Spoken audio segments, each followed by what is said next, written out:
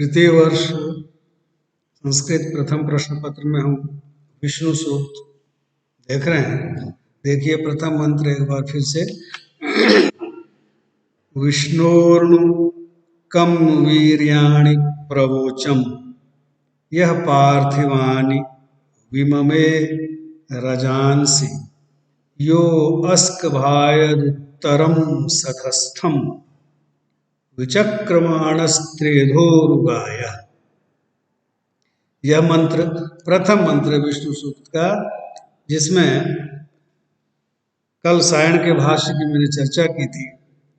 इनके शब्दार्थ को देखिए। विष्णु, ये लौकिक व्याकरण में भी षष्ठी और पंचमी के एक वचन का रूप है। विष्णु के, विष्णु, नु, नु ये निपात है।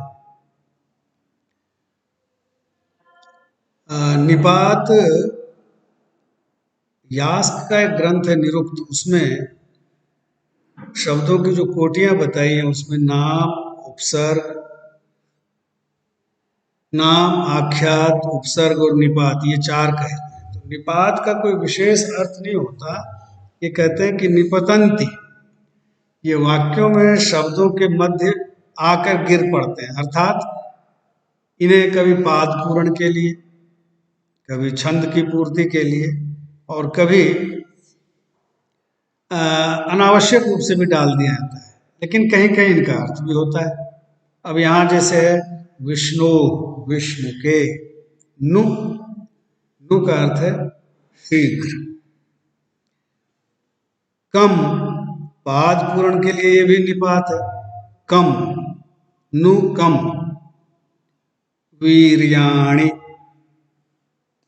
ये बहुवचन।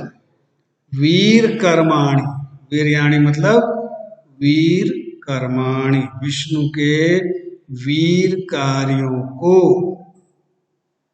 कर्माणि। प्रवोचम,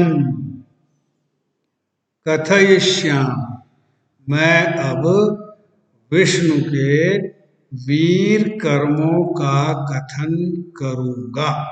प्रवोचम, यह जिन्होंने पार्थिवानि रजांसि, ये नपुंसक लिंग बहुवचन, रजांसि, रजस शब्द। रज के कई अर्थ होते हैं, लोक में धूल अर्थ भी होता है, पराग कण भी हो सकता है। ये है लोक, रजांसि, लोकानि, लोकानि। पार्थिवानि रजांसि, पार्थिवानि पृथ्वी से संबंधित पार्थिव, और पार्थिव रज होगा। पार्थिव रज मतलब, पार्थिव रज का अर्थ है पृथ्वी से संबंधित लोकों को। यह जिस विष्णु ने अस्कभायत, अस्कभायत निर्मित किया, बनाया, उत्तरम सधस्थम, उत्तरम ऊंचे, सधस्थम मिलन स्थान, ऊंचे मिलन स्थल। विचक्रमाणः, भ्रमण करते हुए, विचक्रमाणः भ्रमण करते हुए, त्रेधा तीन या तीन प्रकारों से, उरुगायः विशाल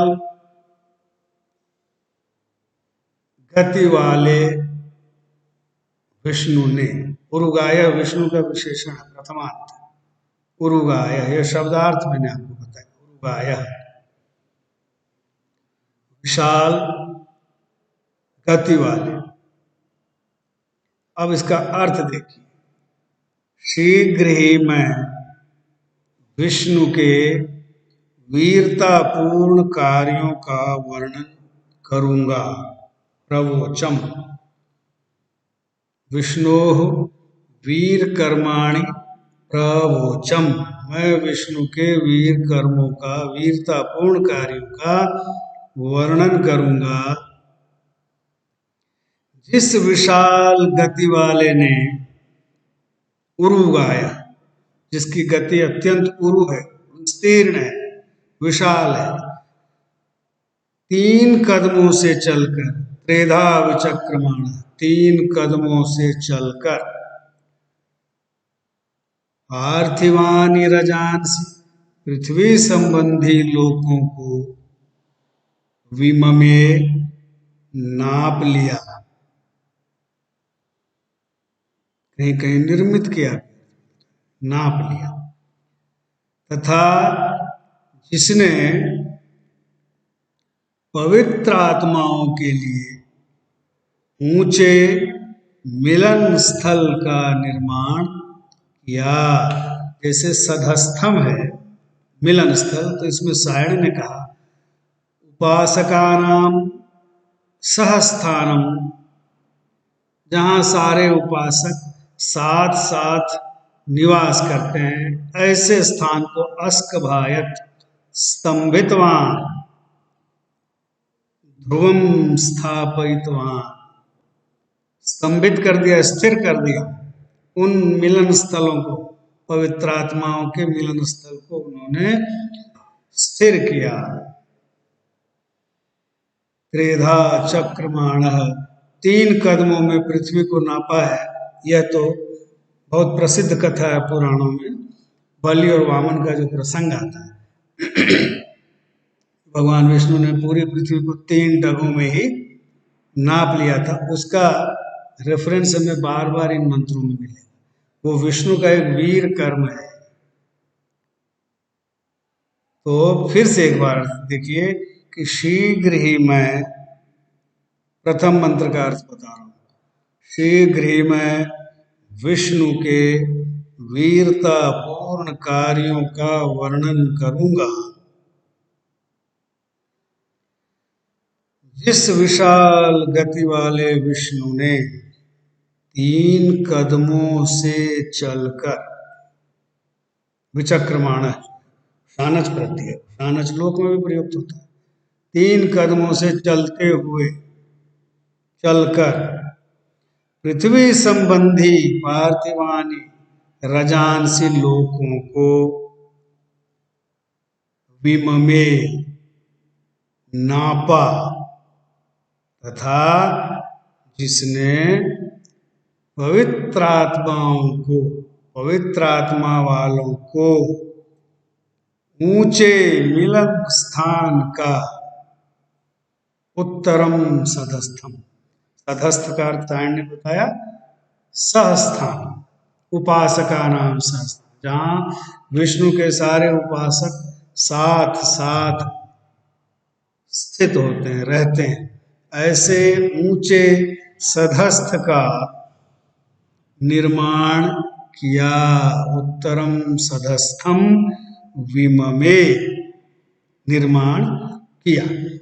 तो जब कोई भी मंत्र, वेद का मंत्र व्याख्या में अगर पूछा जाता है, तो सर्वप्रथम जो हम प्रारंभ करते हैं, यह बताते हैं कि यह मंत्र किस वेद का है, किस सूक्त का, और कितने नंबर का सूक्त, कितने नंबर का सूक्त है, किस मंडल का कौन सा सूक्त है, ये प्रथम पंक्ति में ही हमें लिखना चाहिए। उसके बाद हमें उस मंत्र के दृष्टा ऋषि का नाम वो कहना चाहिए, और फिर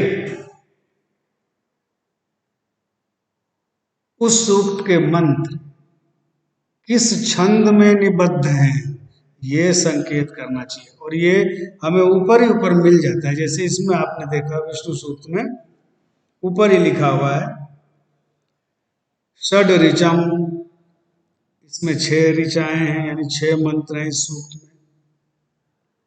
पंचदशम सूक्तम, 15वां सूक्त है पंचदश। दैर्घतमसम, दीर्घतमा ऋषि से संबद्ध, अर्थात दीर्घतमा ऋषि, इसके साक्षात्कर्ता हैं।